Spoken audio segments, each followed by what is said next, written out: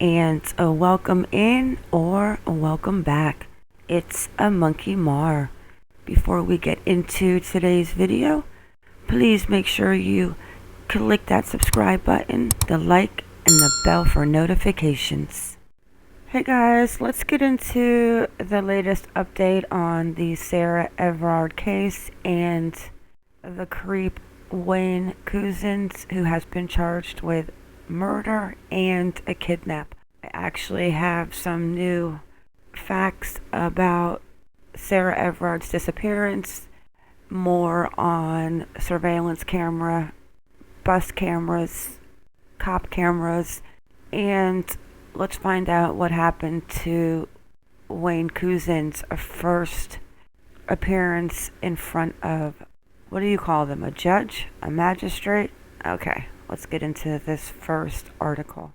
So, police officer accused of kidnapping and murdering Sarah Everard appears in court with a black eye. Wayne Couzens has been charged with the murder and kidnap of Miss Everard. Old Bailey heard today he finished work on the morning of her disappearance. Her body was found inside a builder's bag and identified through dental records. Now, that makes me wonder, because it took a few days to actually confirm the identity that it was Sarah when they found her, and they went with dental records. I mean, you would think if she was found the next day or 2 days later that you would have known who it was, and you would not have had to have used dental records. So that always makes me think, like, what in the world did he do to her?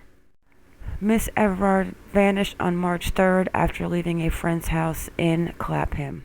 A police officer charged with the kidnap and murder of Sarah Everard finished work in London at least 9 hours before she went missing, a court has heard. Details on Diplomatic Protection Officer Wayne Couzens, 48, and his shift pattern were disclosed at his first Old Bailey appearance this morning. Couzens, who had a large injury on his head and a black left eye, appeared to rock to and fro during the hearing. It was told he faced a trial of up to 4 weeks, which has been penciled in for the start of October. He is accused of snatching the 33-year-old marketing executive as she walked home from a friend's flat in Clapham, South London on the evening of March 3rd, 2021. Prosecutor Tom Little, QC, told the court there's been a very significant and wide-ranging investigation. The position is that Sarah Everard was walking home a distance of some 2.5 miles if she made it home at 9 o'clock on the evening of March 3rd. The defendant had finished his last shift earlier that day, in fact, that morning. The prosecutor said the case has received almost unprecedented media and public attention. Couzens appeared via video link for the hearing today wearing a red sweatshirt and gray jogging bottoms.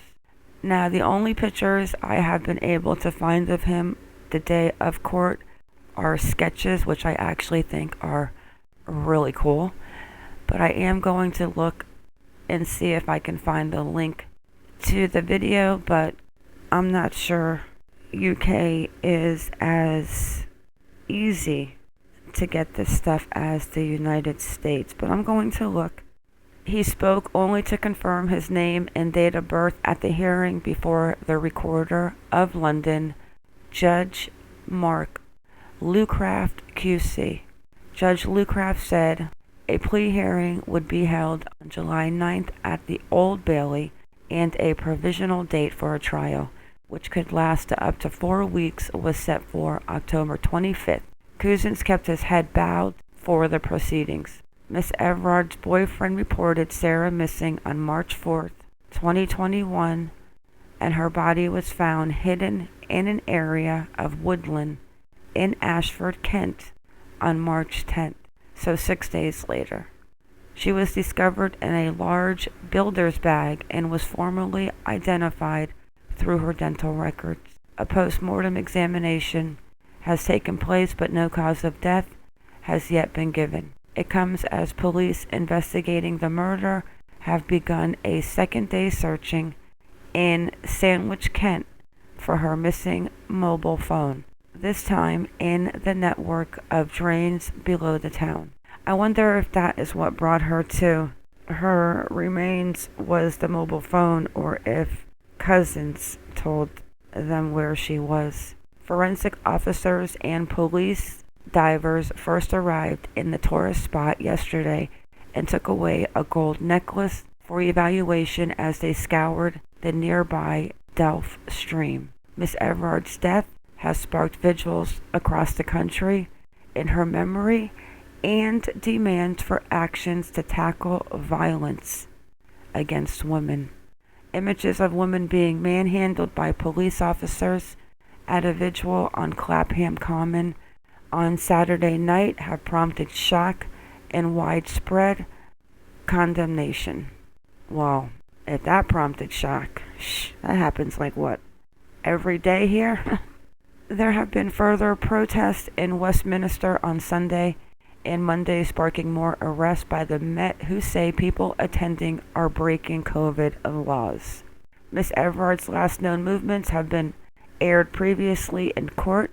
She had visited a friend in the Clapham Junction area on March 3rd and left around 9 p.m.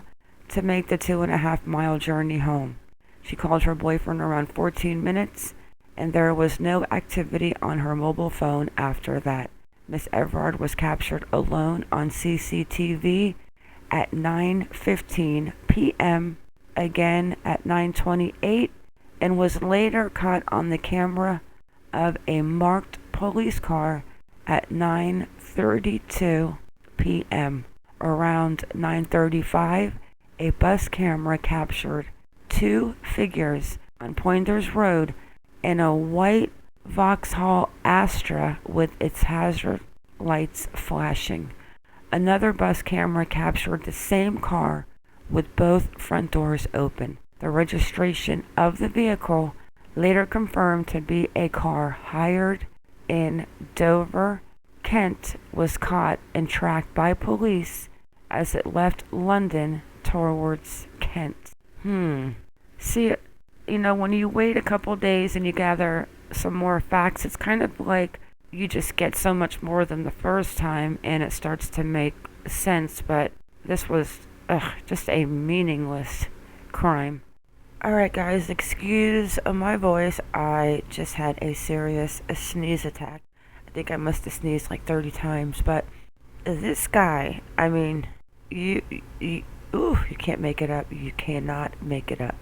So, suspect Wayne Couzens rushed to hospital with head injury for a second. No, I am not repeating myself. This man is the man charged with the murder and kidnap of Sarah Everard was rushed to hospital with a head injury for the second time in 3 days today. PC Wayne Couzens, 48, was taken under police escort from his cell at London's Wandsworth Police Station to the A&E department at St. George's Hospital, Tooting about 3 miles away. Tooting about 3 miles away. What is tooting? He returned to police custody after treatment. A Scotland Yard spokesman said the suspect was taken to a hospital for treatment to a head injury sustained while in custody in a cell on Friday, March 12, 2021. He was being monitored by officers and received immediate first aid. He was discharged the same day and returned to custody. Couzens suffered a similar injury on Wednesday and was treated at the same hospital. So what is he doing? Sitting in his cell, banging his head against the bars? Or, yeah, that's pretty scary considering this guy was actually a police officer. Okay, so I have definitely located the area that she was found, and we've got the picture on the right, which is showing us exactly where she was found. So on the map, we've got Deal over here, and then they searched on Wood Nisborough Road, which is over here. They found her in, what was it, a carpenter bag? I'm gonna have to look and see what that is. So here's Frid Lane, right here, right here. We've got Bears Lane, Old Golf Range, Paintball Club. So they were actually police search Woodland and Frid Lane. Here's the railroad tracks, the tracks. So it's right off the road.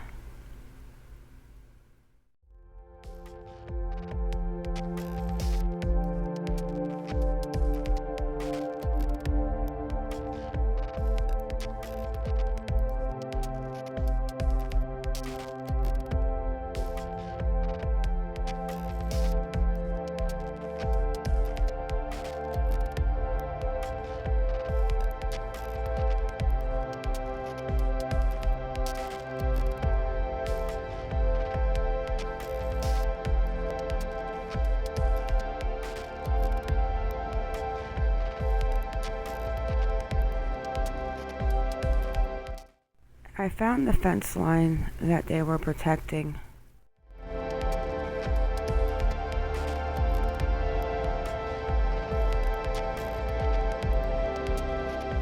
If you go back over to Bears Lane, there's Etchin Road. And you can't get over here to where I think the picture was actually taken at that one gate, but there's a gate right here. I do not know if this is where her memorial is set up or if it's back. And then there's the train. If it was maybe back over here, you can't get back here.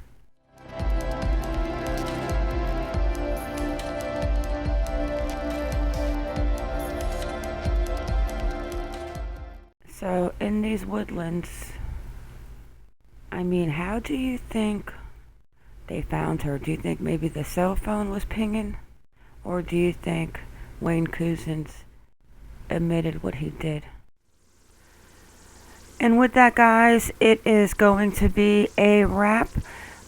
We will go ahead and follow the Wayne Couzens trial when it comes up, just to see exactly what happens to him. And if he continues to beat himself up in prison, he might not even make it to the trial, penciled in for October. Again, I want to send out my prayers, my thoughts, and my condolences to Sarah Everard's family and friends. And may she rest in heaven. And she is a young, beautiful girl that had her whole life ahead of her. And it was snuffed out by a creep cop who was supposed to serve and protect her. Alright, guys, I want to thank you all for coming in. Thank you for watching. Please like or dislike, whichever you prefer, and subscribe. Everyone have a good day or a good night wherever you are in the world, and stay vigilant. I am out.